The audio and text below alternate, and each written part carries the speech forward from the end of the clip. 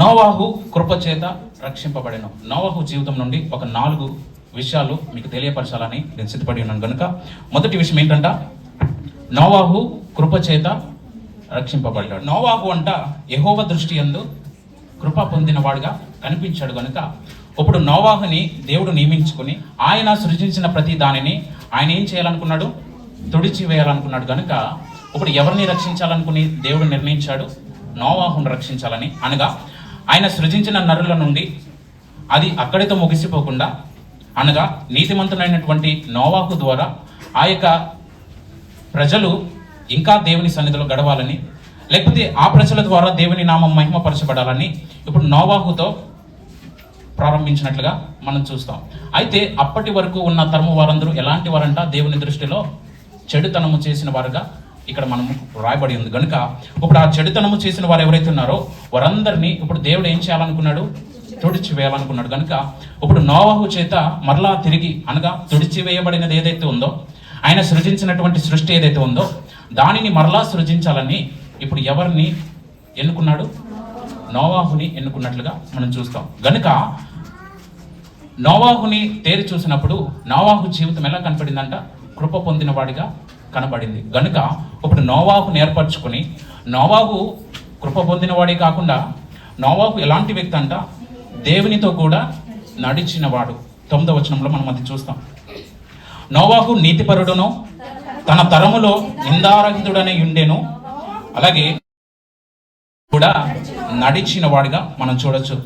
అయితే ఈ 2 విషయాలను బట్టి దేవుడు ఒక మనిషిని ఎన్నుకున్నాడంటే తప్పకుండా ఎన్నుకుంటాడు. ఎందుకంటే ఒక మనిషి పట్ల దేవుని యొక్క పరిశోధన ఎలా ఉంటుందంటే, దేవుడు ఒక వ్యక్తిని పరిశోధించినప్పుడు ఆ వ్యక్తి ఎవరి మీద ఆధారపడి జీవిస్తున్నాడో, లేకపోతే ఆ వ్యక్తి యొక్క ప్రవర్తన ఎలా ఉన్నదో దానిని బట్టి మాత్రం ఆయన పరిశోధిస్తాడు తప్ప అతనికి ఉన్న బలమును బట్టి కాదు, అతనికి ఉన్న ధనమును బట్టి కాదు, లేకపోతే అతనికి ఉన్న సంతానమును బట్టి కాదు. కానీ కేవలం దేనిని బట్టి అంట, అతడు జీవిస్తున్నటువంటి జీవితము ఏదైతే ఉందో ఆ జీవితాన్ని బట్టి మాత్రమే ప్రభువు ఏ వ్యక్తినైనా ఆయన నియమించుకుంటాడు. అదే విధంగా ఎవరిని నియమించుకున్నాడు, నోవాహుని నియమించినట్లుగా మనం చూస్తాం. ఆయన కృప నిరంతరము నిలుచును. ఆయన కృప మనతో ఎప్పుడు ఉంటుందంట, ఒక్కసారి మనం ఆయన దగ్గర నుండి మనం కృప పొందుకుంటే అది ఎప్పటి వరకు ఉంటుంది, ఈ రోజు వరకా, లేకపోతే ఈ వారం వరకా, ఎప్పటి వరకు, శాశ్వత కాలము, నిరంతరము, అనగా మనము మరణించేంత వరకు ఆ కృప మనకి తోడుగా ఉంటుంది. కనుక ఆ కృపను మనం పొందుకోగలిగితే, ఎలా అయితే దేవుడు తన కృప చేత ఈ నరులను ఎలా అయితే సృజించి తన యొక్క ప్రేమను ఈ మానవ జాతికి ఎలాగైతే పంచుతున్నాడో ఆ కృప చేతే మనల్ని దేవుడు ఏం చేశాడు, రక్షించాడు. అవునా కదా? మనం ఎలా రక్షింపబడ్డాం, ఆయన కృప చేతనా, లేకపోతే మనం ఏదైనా ధనాన్ని మనము చెల్లించా? ఎటువంటి ధనాన్ని చెల్లించకుండా కేవలం ఆయన ఉచితమైన కృప చేత మాత్రమే మనము రక్షింపబడ్డాం. కనుక ఆ కృప చేత రక్షింపబడిన మనము ఎవరి కోసం జీవించాలి, దేవుని కోసమే జీవించాలి.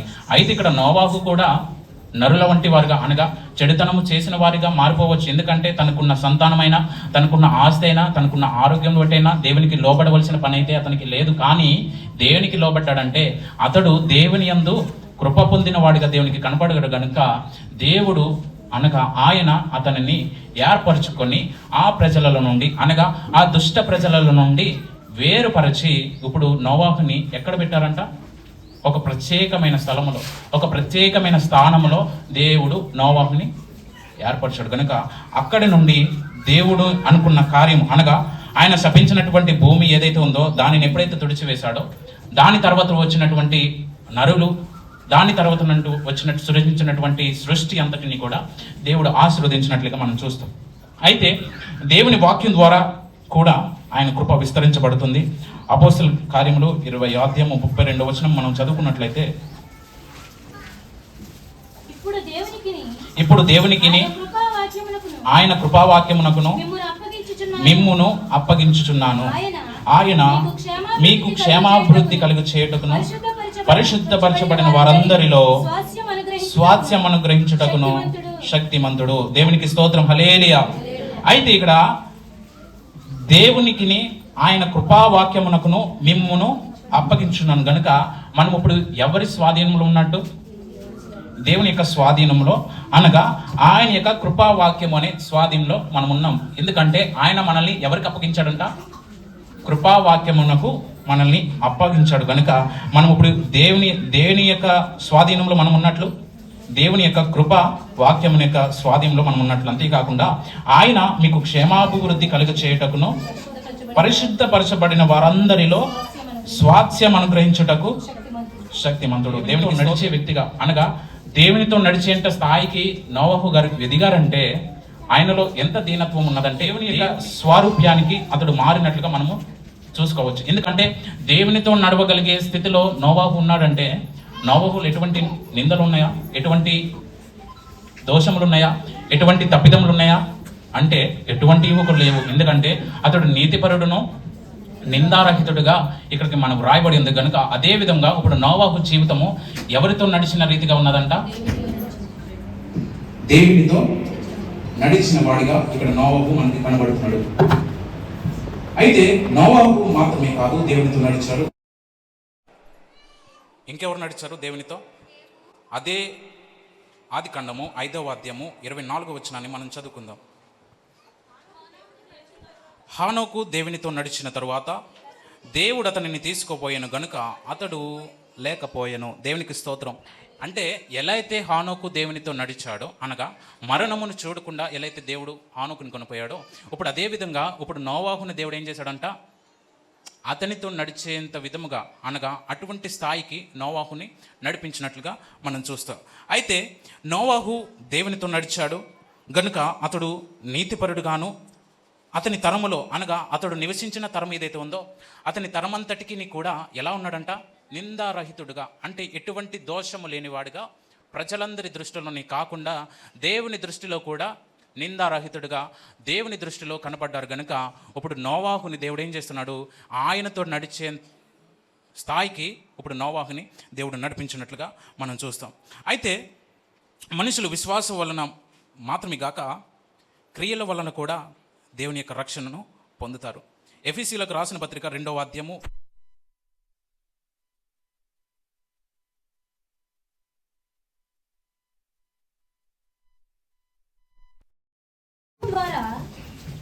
మీరు విశ్వాసము ద్వారా కృపచేతనే రక్షింపబడి ఉన్నారు, ఇది మీ వలన కలిగినది కాదు, దేవుని వరమే. అంటే మనము కృప పొందుతున్న మనము మన క్రియలను వలనైతే కాదు, కానీ దేని వలనంట, కేవలము దేవుని వరము చేతనే మనము ఆయన యొక్క కృపను పొందుచున్నాము. దేని ద్వారా? విశ్వాసము ద్వారా కృప చేతనే మనము రక్షింపబడి ఉన్నాము తప్ప మన యొక్క క్రియల ద్వారా అయినా కాదు, మనం చేసే పనులను బట్టి కాదు, లేకపోతే మనకి భూమి మీద మనకున్న పేరును బట్టి అయితే కాదు, కానీ కేవలము అది దేవుడు మనకిచ్చిన ఒక వరము. ఎందుకంటే నేను నిన్ను కృపచేత నేను రక్షించుకున్నాను గనుక ఉచితమైన కృపచేతను మాత్రమే దేవుడు మనల్ని రక్షించుకున్నాడు గనుక ఆ రక్షింపబడిన జీవితాన్ని మనము కాపాడుకోగలిగితే, ఎలా అయితే నోవాహు తన యొక్క జీవితాన్ని దేవుని మాటకు లోబడి ఎలా అయితే ఆ ఓడలో ప్రవేశించి ఎలా అయితే తన జీవితాన్ని ఎలా అయితే రక్షించుకోగలిగాడో, ఎలా అయితే దుష్టత్వం నుండి ఏర్పరచబడిన వారందరిలో నుండి దేవుడు ఎలా అయితే ఏర్పరిచాడో ఆ ఏర్పరచబడిన రీతిగానే ఇప్పుడు నోవాహు దేవుని మాటకు లోబడి ఇప్పుడు తన జీవితాన్ని రక్షించుకున్నట్లుగా అనగా కృపచేత అతడు రక్షింపబడ్డాడు. కుటుంబస్తులు ఒకవేళ అతనికి సహకరించకపోతే, నోవాహు మాటకి అతని కుటుంబస్తులు లోబడకపోతే నోవాహు వల్ల ఈ పని అయ్యేదా? ఎంత మాత్రము కూడా అయ్యేది కాదు. కానీ దేవుడు ప్రతి ఒక్కరిని తన ఏర్పాటు చొప్పున తన కృపచేత ప్రతి ఒక్కరిని ఆశీర్వదించాలని నోవాహును మొదటగా కృపచేత రక్షింపబడి, రెండవదిగా విధేయత చూపుట ద్వారా తన యొక్క జీవితాన్ని రక్షించుకొని, మూడవదిగా మనం ఏం చూస్తామంటే నోవాహు యొక్క విశ్వాసము ద్వారా రక్షింపబడినట్లుగా, అలాగే నాలుగవదిగా మనం ఏం చూస్తామంటే నీటి ద్వారా రక్షణ పొందినట్లుగా మనం చూస్తాం. ఈ నీటి ద్వారా రక్షింపబడినట్లుగా మనము ఎక్కడ చూస్తామంటే 1 పేతురులో మనం అది చూస్తాము. దానిని మనం తర్వాత చదువుకుందాం. అయితే రెండవదిగా నోవాహు విధేయత చూపుట వలన రక్షింపబడ్డాడు కనుక అతడు విధేయత చూపుట వల్లనే కాదు, కానీ నోవాహు దేవునితో నడిచిన వాడుగా మనం ఇక్కడ చదువుకుంటాము 9వ వచనంలో. గనుక విధేయత చూపుటలో మనము ఎవరిని మాదిరిగా తీసుకోవాలో తెలుసా? ఎవరిని మాదిరిగా తీసుకోవాలి? దేవునిని మాదిరిగా మనం తీసుకోవాలి. మత్తయి సువార్త 7వ అధ్యాయం 21వ వచనాన్ని మనం చదువుకున్నట్లయితే అక్కడికి మనకు కనబడుతుంది ఎవరిని మనం మాదిరిగా తీసుకోవాలో. మత్తయి సువార్త 7వ అధ్యాయము 21వ వచనం. ప్రభువా ప్రభువా అని నన్ను పిలిచి ప్రతివాడును పరలోక రాజ్యంలో ప్రవేశింపడు కానీ పరలోకమందున్న నా తండ్రి చిత్త ప్రకారము చేయువాడే ప్రవేశించును. ఇప్పుడు నోవాహు దేని ప్రకారం చేశాడు? తండ్రి యొక్క చిత్త ప్రకారం చేశాడు కనుకనే దేవుని యొక్క ఉన్నతమైన స్థానంలోనికి ప్రవేశించడానికి నోవాహుని దేవుడు ఏర్పరచాడు. అంటే ప్రభువా ప్రభువా అని పిలిచి ప్రతి ఒక్కడు కూడా దేవుని సన్నిధిలో దేవుని యొక్క రాజ్యంలో రక్షింపబడరు. కానీ ఎవరైతే తండ్రి యొక్క చిత్త ప్రకారం పరలోక రాజ్యంలో ప్రవేశించాలనుకుంటే ఎలా ఉండాలంటే వారు తండ్రి యొక్క చిత్త ప్రకారము, ఆయన చెప్పిన ప్రతి ఒక్క క్రమము, ఆయన మనకు ఆజ్ఞాపించిన ప్రతి ఒక్క ఆజ్ఞకు, ఆయన మనకు బోధించిన ప్రతి ఒక్క బోధనకు మనం లోబడి ఆ చిత్త ప్రకారము మనం ఎప్పుడైతే నడుచుకుంటామో అప్పుడే మనం పరలోక రాజ్యంలో ప్రవేశించడానికి ఆయన మనకి అనుమతినిస్తాడు. అంటే ప్రభువా ప్రభువా అని నేను ప్రతిరోజు నేను ప్రార్థన చేస్తున్నా కదా, లేకపోతే ప్రభువా ప్రభువా అని నేను ప్రతిరోజు నేను దేవుని స్తుతిస్తున్నాను కదా, గనుక నేను దేవుని దృష్టిలో నేను నీతిమంతుడిగానే ఉన్నాను, లేకపోతే దేవుని దృష్టిలో నేను ఆయన యొక్క రాజ్యంలో ప్రవేశించేవాడిగానే ఉన్నానని మనం అనుకుంటే మనం ఎక్కడ ఉన్నట్టు? ఈ లోక భ్రమలో మనం ఉన్నట్టు. కానీ దేవుని యొక్క దృష్టిలో మాత్రం మనం ఎంత మాత్రము లేని వారుగా మనం ఇక్కడ చూపబడుతుంది.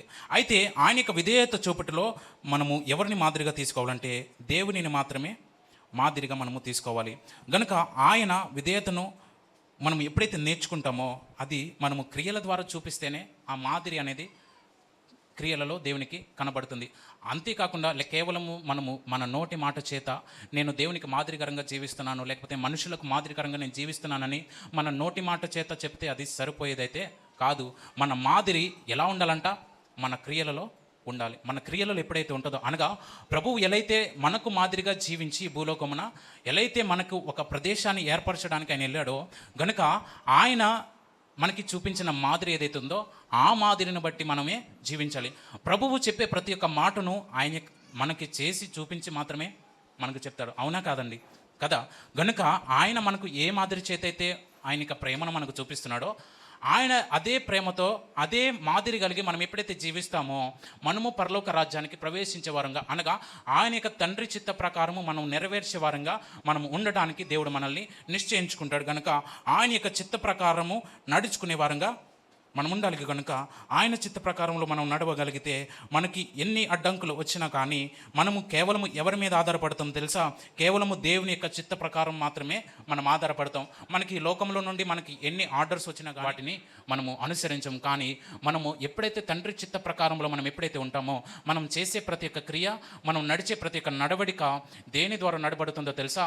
ఆయన యొక్క మాదిరి చేత నడవబడుతుంది. కనుక ఆయన యొక్క మాదిరిలో మనము నడవగలిగితే మనము తండ్రి చిత్త ప్రకారాన్ని నెరవేర్చే వారంగా మనం ఉండగలుగుతాము. పేతురు రాసిన మొదటి పత్రిక 2వ అధ్యాయము 21వ వచనము. క్రీస్తు కూడా మీ కొరకు బాధపడి మీరు తన అడుగు జాడల యందు నడుచుకున్నట్లు మీకు మాదిరి ఇంచిపోయెను. దేవునికి ఏర్పరచబడిన మార్గంలో మనల్ని నడిపించడానికే ఆయన మన కోసం బాధపడి, మన కోసం ఆయన శ్రమించి, మన కోసం ఆయన రక్తాన్ని కాచి, మనకంటూ ఒక మార్గాన్ని ఆయన సృష్టించి ఏర్పరిచి ఆ మార్గంలో మనందరినీ నడవాలని ఒక మాదిరికరమైన జీవితాన్ని జీవించి ప్రభు అయిన యేసుక్రీస్తు వారు మనకు ఒక మార్గాన్ని సూచించినట్లుగా మనం చూస్తాం. కనుక మనము ఆయన యొక్క అడుగు జాడల యందు నడుచుకోవాలని ఆయన మాదిరికరంగా జీవించారు. కనుక ఆ మాదిరికరంగా జీవించాలని మనము కూడా ఆయన దృష్టిలో మాదిరికరంగా జీవించాలని ఆయన ఆశిస్తున్నాడు. కనుక అటువంటి మాదిరికరమైన జీవితం మనం జీవించాలంటే మనలో ఏముండాలి? విధేయత అనేది ఉండాలి. అదేవిధంగా ఇప్పుడు నోవాహు ఏం చేశాడు? ఆయన చెప్పిన ప్రతి ఒక్క మాట ప్రకారము ప్రతీది యావత్తు కూడా చేశారు. గనుకనే ఆయన చేసిన నిబంధన ఏదైతే ఉందో తన కుటుంబస్తులందరినీ రక్షించుకోవాలని దేవుడు ఎలా అయితే నిర్ణయించాడో ఆ ప్రకారము తన కుటుంబస్తులందరినీ సిద్ధపరిచి ఆ నావలో ప్రవేశించడానికి ప్రయత్నించినట్లుగా మనం ఇక్కడ చూస్తాం. కనుక ఇప్పుడు నోవాహు కేవలము దేవుని దృష్టిలో కృప పొందిన వాడికి మాత్రమే కాకుండా దేవుని దృష్టిలో ఎలా జీవించాడంట? విధేయత కలిగి తన జీవితాన్ని రక్షించుకున్నట్లుగా మనము చూస్తాం ఇక్కడ 22వ వచనంలో. గనుక నోవాహు అతనికి ఆజ్ఞాపించిన ప్రకారము యావత్తు కూడా చేశాడు. ఒకటే కాదు, కేవలం ఆయన మాటకు లోబడ్డ మాత్రమే కాదు, లేకపోతే దేవుడు తనకి ఏమైతే చెప్పాడో, అనగా భూజనులందరిలో నిన్ను ఏర్పరచుకొని నిన్ను ఒక ప్రత్యేకమైన కుటుంబంగా నేను చేస్తానని అతనితో చేసిన నిబంధన ఏదైతే ఉందో కేవలం ఆ నిబంధనను మాత్రమే దేవుడు నోవాహు తన దృష్టిలో ఉంచుకోలేదు. కానీ నోవాహుకి దేవుడు ఏమైతే ఆజ్ఞాపించాడో ప్రతి దానిని కూడా ఆ ప్రకారము చేసినట్లుగా ఇక్కడ మనము చదవబడుతుంది. కనుక నోవాహుకి ఆయన యొక్క విధేయతకు లోబడటం వలన మాత్రమే అతడు ఆ నరులందరి ఎదుట ఒక రక్షణను పొందుకునే విధంగా ఇప్పుడు నోవాహుని దేవుడు ఏర్పాటు చేసుకుని అతనిని ఆ ప్రజలలో నుండి అనగా ఆ నాశనకరమైనటువంటి భూమి నుండి ఇప్పుడు నోవాహుని దేవుడు ఏం చేశాడు, ఏర్పరచుకుని రక్షించుకున్నట్లుగా మనం చూస్తాం. అయితే మొదటిగా మనం ఏమి విన్నామండి? మొదటి మాట నోవాహు కృపచేత రక్షింపబడ్డాడు, రెండవదిగా విధేయత చూపుట వలన రక్షింపబడ్డాడు, మూడవదిగా విశ్వాసము ద్వారా రక్షింపబడిను. మనం దీన్ని హెబ్రీయుల పత్రిక 11వ అధ్యాయము 7వ వచనాన్ని మనం చదువుకున్నట్లయితే అక్కడ మనకి ఈ వాక్య భాగం మనకు రాయబడి ఉంటుంది. విశ్వాసమును బట్టి నోవాహు అది వరకు చూడని సంగతులను గూర్చి దేవుని చేత హెచ్చరింపబడి భయభక్తులు గలవాడై తన ఇంటి వారిని రక్షణ కొరకు ఒక ఓడను సిద్ధము చేసెను. అందువలన అతడు లోకము మీద నేర స్థాపన చేసి విశ్వాసమును బట్టి కలుగు నీతికి వారసుడయ్యను. దేవునికి స్తోత్రం, హల్లెలూయా. అంటే దేవుడు మొదటగా నోవాహు నీతిపరుడు అని చెప్పాడు కనుక ఈ నీతి అనేది నోవాహుకి దేని ద్వారా వచ్చింది? దేవుడు ఒక మనిషిని కేవలం ఆయన కృపచేత రక్షించగలడు. అంతే మాత్రం కాకుండా ఆ యొక్క మనిషి ఒకవేళ దేవుని దృష్టిలో విధేయత కలిగి ఉంటే ఆ విధేయతను బట్టి కూడా దేవుడు ఒక వ్యక్తిని రక్షింపగలగడు. అంతే మాత్రం కాకుండా ఒక వ్యక్తి దేవుని దృష్టిలో అనగా దేవుని ఎదుట విశ్వాసము కలిగి నడుచుకున్న వాడు ఉంటే ఆ వ్యక్తిని కూడా దేవుడు రక్షింపగలడు. అంతే మాత్రం కాకుండా నాలుగవదిగా నోవాహు నీటి ద్వారా రక్షణ పొందెను. అదే మొదటి పేతురు రాసిన పత్రిక 3వ అధ్యాయము 20వ వచనాన్ని మనం చదువుకున్నట్లయితే దేవుని దీర్ఘశాంతము ఇంకా కనిపెట్టుచుండినప్పుడు పూర్వము నోవాహు దినములలో ఓడ సిద్ధపరచుచుండగా అవిధేయులైన వారి యొద్దకు అనగా చెరలో ఉన్న ఆత్మల యొద్దకు ఆయన ఆత్మరూపిగానే వెళ్ళి వారికి ప్రకటించెను. ఆ ఓడలో కొందరు అనగా 8 మంది నీటి ద్వారా రక్షణ పొందిరి. దానికి సాదృశ్యమైన బాప్తిస్మము ఇప్పుడు మిమ్మల్ని రక్షించుచున్నది. దేవునికి స్తోత్రం, హల్లెలూయా. కనుక ఆనాడు నోవాహు ఎలైతే ఓడలో ప్రవేశించి నీటి ద్వారా తన జీవితాన్ని, తన కుటుంబస్తుల జీవితాన్ని ఆ శపించబడిన దేశం నుండి ఎలైతే రక్షించుకోగలిగాడో అనగా అది దేనికి సాదృశ్యమై ఉన్నదంట? ఇప్పుడు బాప్తిస్మానికి సాదృశ్యముగా ఉన్నదని ఇక్కడ మనకి వాక్యం ద్వారా మనము తెలుసుకొనవచ్చు. 8 మంది నీటి ద్వారా రక్షణ పొందిరి. దానికి సాదృశ్యమైన బాప్తిస్మము ఇప్పుడు మిమ్మును రక్షించుచున్నది. అప్పుడు నోవాహుని ఏది రక్షించింది? నీటి మీద ఓడ రక్షించింది. ఈ రోజు మనల్ని ఏది రక్షిస్తుందో తెలుసా? నీటిలో ఉన్నటువంటి బాప్తిస్మము అనుభవమే మనల్ని రక్షిస్తుంది. కనుక ఈ 4 అనుభవాలు మన జీవితంలో మనము అనుసరించగలిగితే మన జీవితంలో కూడా ఈ లోకంలో నుండి ఏర్పరిచిన జీవితము ఎలైతే దేవుడు మనల్ని ఒక జీవితము అనగా ఒక ఏర్పరచబడిన జీవితం మనల్ని జీవించాలని దేవుడు మనల్ని ఎలా అయితే నిర్ణయించుకున్నాడో ఆ నిర్ణయించుకున్నటువంటి నిర్ణయము నెరవేర్చబడాలంటే ఈ 4 విషయాలు మన జీవితంలో ఉండాలి. మొదటిగా ఆయన కృపచేత మనము రక్షింపబడాలి. రెండవదిగా ఆయన విధేయతను చూపుట ద్వారా మనం రక్షింపబడాలి. మూడవదిగా విశ్వాసం ద్వారా రక్షింపబడాలి. నాలుగవదిగా నీటి ద్వారా మనము రక్షింపబడాలి అనగా బాప్తిస్మము ద్వారా మనం రక్షింపబడాలి. ఈ 4 మన దృష్టిలో అనగా ఈ 4 విషయాలు మన జీవితంలో లేకపోతే మనం దేవుని దృష్టిలో మనం ఎంత మాత్రము కూడా నీతిమంతుడిగా అయితే మనము కనబడము. ఆయన దృష్టిలో మనము నీతిమంతుడిగా మనము కనబడాలంటే మనము ఆయనకు మాదిరి కలిగి జీవించాలి. ఆయనకు మాదిరి కలిగి జీవించాలంటే ఈ 4 విషయాల్ని మనము ఎప్పుడైతే మనం పాటిస్తామో, ఎప్పుడైతే మనం అనుసరిస్తామో అప్పుడే మన జీవితంలో ఇటువంటి ఆశీర్వాదము అనగా ఎలైతే నోవాహు తన కుటుంబాన్ని ఆశీర్వదించగలిగాడు అలాగే మనం అనుకోవచ్చు ఈ రోజుల్లో అనగా ప్రస్తుతము మా కుటుంబం కూడా రక్షింపబడి ఉన్నది కదా అని మనం అనుకుంటే అది ఎంత మాత్రమో దేవుని దృష్టిలో రక్షణ పొంది విన్నదముగా ఉండదు. కానీ మనం ఎప్పుడైతే ఈ 4 విషయాలు మనం ఎప్పుడైతే తూచా తప్పకుండా ఎప్పుడైతే మనం ఉంటామో అప్పుడు మాత్రమే మనం దేవుని దృష్టిలో నోవాహు ఏ విధంగా అయితే రక్షింపబడ్డాడో, నోవాహు ఎలైతే దేవుని దృష్టిలో నీతిమంతుడిగా తీర్చిదిద్దబడ్డారో ఆ విధంగా మనము ఈ ప్రస్తుత దినాల్లో మనము దేవుని యొక్క ఆశీర్వాదాన్ని మనం పొందుకోవాలంటే నోవాహు అనుభవించినటువంటి ప్రతి ఒక్క శ్రమ, నోవాహు చేసుకున్న ప్రతి ఒక్క తీర్మానం అనగా ఆయనతో చేసుకున్న ప్రతి ఒక్క నిబంధనను ఆయన అనుసరించి జీవించాను గనుకనే అతని జీవితంలో ఇప్పుడు దేనిని చూశాడు? దేవుని యొక్క రక్షణను, దేవుని యొక్క ఆశీర్వాదాన్ని నోవహు జీవితంలో మనకు కూడా ఆ విధముగా రక్షింపబడాలని దేవుడు మనకి ఈ వాక్య భాగాలను నేను తెలియజేస్తాను. అతని యందు ఎటువంటి దోషము లేనివాడు వ్యక్తిగా దేవుని దృష్టిలో కనబడ్డాడు కనుకనే అతనిని దేవుడు ఏర్పరచుకొని తన కుటుంబాన్ని కూడా దేవుడు రక్షించుకోవాలని ఈ 4 విషయాల ద్వారా దేవుడు నోవహు జీవితం నుండి మనకు తెలియజేసినట్టు కనుక ఈ విన్న ప్రతి ఒక్క 4 విషయాలు మన జీవితంలో మనం అనుసరించుకోగలిగితే ఆయన కృపచేత మనం ఇంతవరకు ఆశీర్వదించబడ్డామని ఒకవేళ మనము ఇంతవరకు మనం భ్రమపడుతూ ఉంటే ఆ కృప కాదు మనల్ని రక్షించేది. ఆయనకు విధేయత చూపుట ద్వారా అలాగే విశ్వాసము ద్వారా మన జీవితాలని రక్షించుకోవడం ద్వారా కూడా మనము ఆయనకు మాదిరి కలిగి జీవించాలని ఆయన వాక్యం మనకు సెలవిస్తుంది కనుక అట్టి రీతిగా మనం అందరం జీవించాలని ప్రభువైన యేసుక్రీస్తు వారు ఈ విషయాలు మనకు తెలియజేస్తున్నారు. అట్టి కృప పరిశుద్ధుడైన దేవుడు మన వెనుకల్లో ఆశీర్వదించి దీవించి నడిపించును గాక. ఆమేన్.